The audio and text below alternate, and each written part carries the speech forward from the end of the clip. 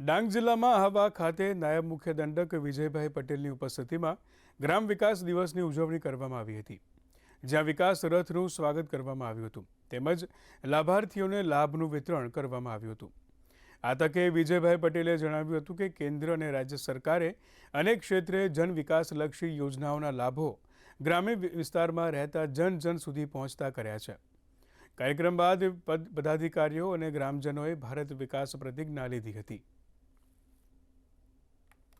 7મી ઓક્ટોબરથી માંડીને 15મી ઓક્ટોબર સુધી આખા ડાંગની અંદર આ વિકાસ રથ ફરવાનો છે, જેના ફળ જે યોજનાના ફળ અમારા ડાંગના આદિવાસી સમાજ અને અન્ય સમાજને પણ એનો લાભ મળવાનો છે। અને અમે આજે સંકલ્પ કર્યો છે કે આવનાર 2047 સુધી વિકસિત ભારત બનાવવા માટે આ દેશના વડાપ્રધાનશ્રીનું જે સ્વપ્ન છે એને સાકાર કરવા માટે અમે ડાંગ જિલ્લાના પણ બધા જ લોકોએ સંકલ્પ કરીને આ દિશા તરફ અમે આગળ વધી રહ્યા છીએ।